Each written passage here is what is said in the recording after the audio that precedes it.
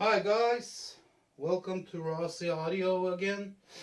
It's been over a week since I made my last video. Well, I made that video, in fact, 2 weeks ago, and I had it kind of like on editing to post.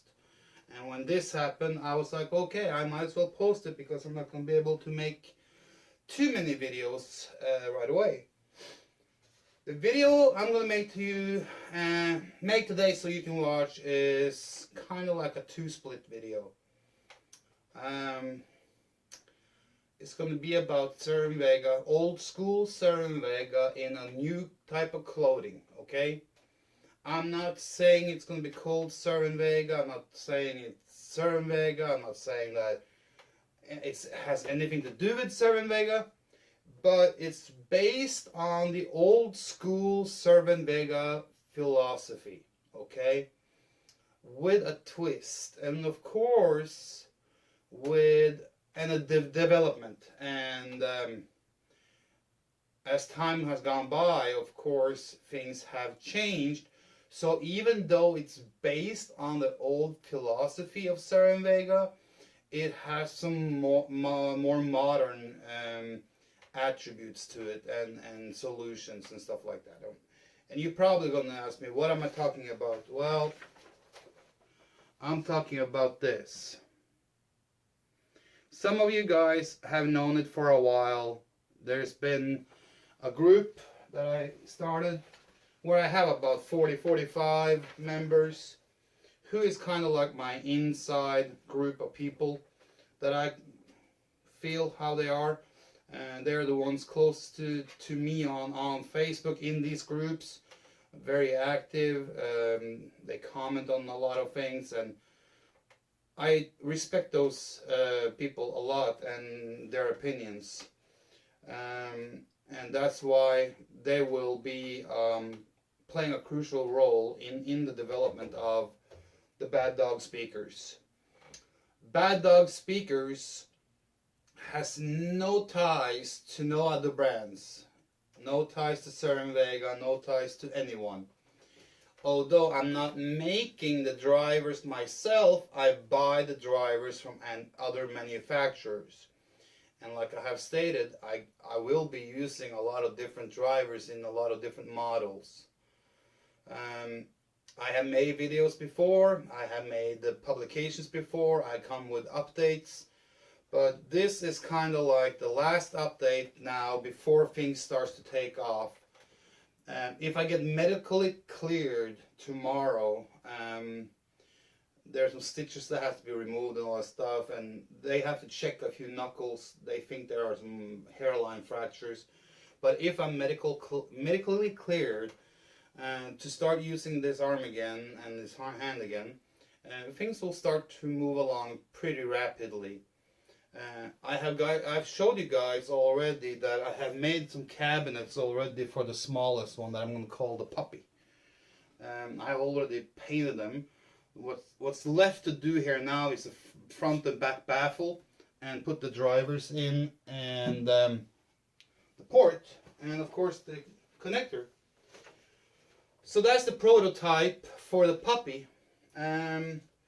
I listed very early on a list of speakers that I was going to build. But of course things are subject to change, and there is a few changes coming. The list that I put out very early in the beginning will be changed. It will be trimmed down a little bit in the beginning, because when you are just starting up, you can't grasp or bite over too much. So there's going to be 4 models that are like the core models to start off with. And then there's 3 other models that are specialty models, which is only going to be made in 5 of each, no more than that. And those are going to be the shockers. Those are the ones I'm going to put out on the market to create a splash. And then of course I have the other 4 that will be a standard model. When it comes to standard model, and when it comes to this speaker company that I'm going to try and get up and running, hopefully will be successful, it's not going to be like everyone else. It's going to be totally different. I'm building speakers the way I want to build speakers, and I build speakers the way I want them to sound. And I really don't care what other people think. If I think they look good and they sound good, that's how I make them. I couldn't care less what other people says. I'm going to take it, of course, if someone comes and has a nice advice on, hey, if you do this with this type of finish, maybe it will look better. I'm open for that. But when it comes to the build and the construction, the configuration of speakers, I don't care what other people say. I am alone in this company. I'm a one-man company, and I make all the decisions. And I'm thank God for that, because if not, I would have probably ended up like all the other ones. What does that mean? Well, it means that even though, let's call the base speakers, the stock, the core, the 4 models, it doesn't mean that I'm going to build hundreds or even thousands of each model. Even the core models are subject to limitation, which means I'm probably not going to make more than 20 or 25 of each model. And that's it. When that limit is made and that limit is sold, that's it. Then a new model comes in, and then there will be 4 new core models after that. And the same with those, either 20 or 25.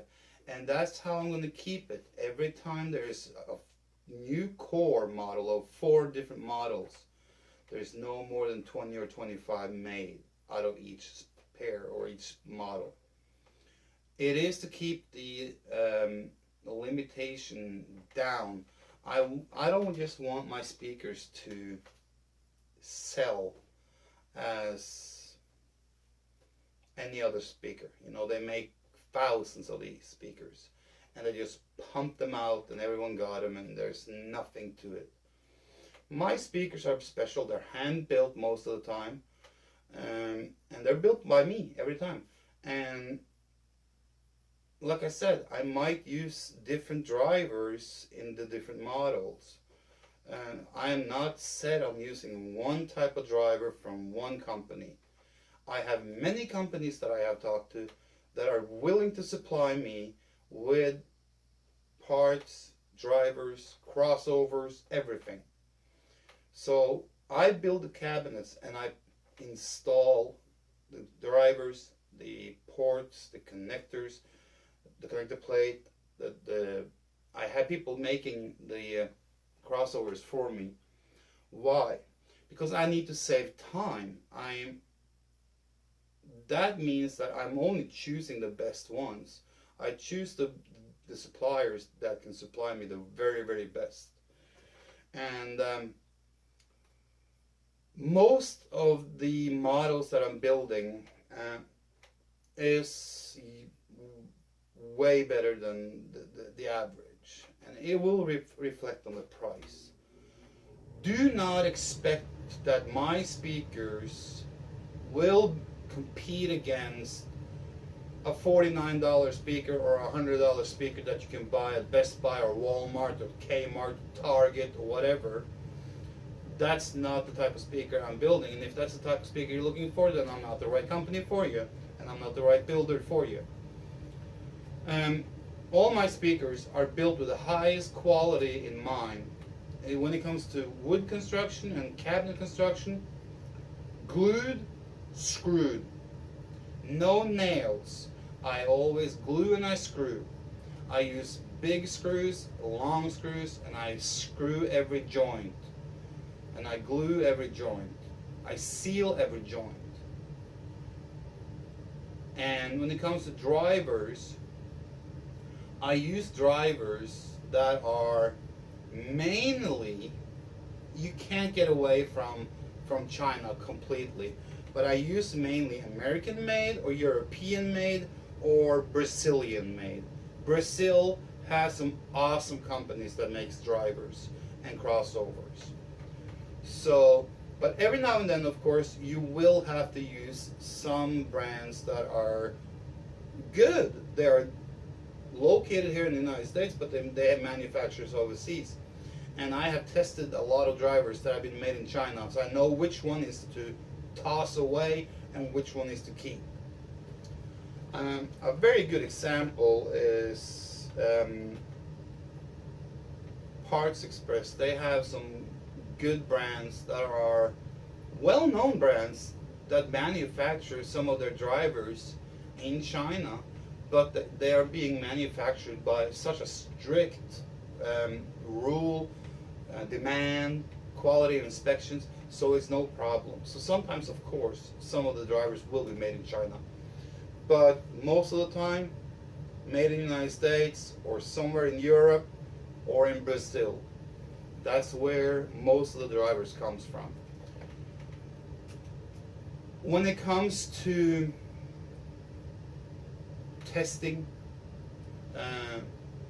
promotion, all this stuff, I'm not gonna start a website. I don't see the point. I'm gonna sell by word of mouth. I'm gonna sell by recommendations, and I'm gonna use social media. I don't see the point of having a website. I mean, I started a website some time ago, but I just closed it down. Too much work, and if I'm going to focus on building speakers, I can't be tied up in website maintenance and all that crap. I will never have time to sleep, drink, eat, or whatever. So social media is where it will be found, and word of mouth, recommendations, all that stuff. That's how I'm going to sell, and that has also to do something with the old school Cerwin Vega. That's how Gene started out. He didn't do advertising campaigns. He didn't do ads in magazines or radio or whatever back then in the 50s, 40s, 50s. So I'm kind of like borrowing Gene Czerwinski's model on how to marketing my products. I don't need heavy marketing. I don't need to sell speakers for $2 million a year, because I'm keeping my costs down, I'm keeping my overhead down, and mainly my only cost is production cost related to buying in drivers and parts and wood and of course tools. But so I don't need to sell 500,000 pairs of speakers every year. That's why I'm going to keep it at the limited edition level. Once it's gone, it's gone. When I said it's going to be kind of like on the Cerwin Vega philosophy, the old school way, it's going to be a speaker that can reproduce from 20 to 20K, 20 hertz to 20 kilohertz. It's going to be able to do that. I'm not going to build a speaker to please some jazz lover. I'm building speakers that can reproduce the music that it's the way it is recorded and the way it's intended to be heard. So if someone listened to rap, hip hop, blues, soul, rock, hard rock, metal, country, whatever, most of you guys will be really, really happy with what is coming out of that speaker. If you like to listen to a cappella female singers and jazz that only has information between, let's say, 60 hertz and 14,000, maybe 15,000 kilohertz, well, move on. We're not for you. And I don't see that being a sound quality. So I'm taking up on Gene, where Gene Czerwinski left off, where the old school company once was. That's where we're going back. We're going back to that. And it was not only Cerwin Vega who had that philosophy. If you go back in time, JBL had the same philosophy. Big, powerful speakers. And that's the point here. My speakers, the Bad Dog speakers, are big, powerful, in your face, frightening experience when you listen to them. You're gonna shit your pants, trust me. Except for the little puppy. I make the puppy just to kind of play to that side of the market. Some people want bookshelf speakers, but I'm not going to focus a lot of time on bookshelf speakers. And I'm not going to focus a lot of time on using 10-inch woofers either. Most of my speakers will be 12, 15, and 18. Maybe one or two models here and there with 10, but not much. I think 10 is a little bit weak. It's a little bit gentle. Like the puppy, it's going to be a two-way. 6.5 inch woofer with a tweeter. It's okay. Nothing intimidating in that. So if I build a three-way with 10, 6, and a tweeter, it might sound good, but here's the thing, the bad dog speakers, we are going to be the difference. Because today, everyone is going to the smaller, lifestyle, compact, shitty stuff. We are going to build speakers with substance. We're going to build speakers with power. We're going to build speakers that can reproduce good sound at low volume level, but also play 120, 25, 30, 130 decibels, crystal freaking clear, okay? We're going to go back to the roots of Gene Czerwinski, and we're going to re-explore what once was. But I'm going to take it to the next level. And what do I mean with the next level? Well, you can only do so much with drivers, okay, in a cabinet. You can only do so much. Most of the configurations are already used and thought of and sold and already are out there. So don't expect any big, massive differences in construction and configuration. Some it will be. But where you will see the difference is in the looks. I have had people say to me, well, as long as you make them look pretty. I'm not in the speaker business to make them pretty. I am in the speaker business to make them scary, okay? I want to scare the shit out of people with my speakers. When you put one of my pair of speakers in the living room, listening room, or whatever, when you look at them, I want you to start to shiver just by thinking about how freaking loud and powerful they are. That's the factor, and that's what the bad dog speakers are all about.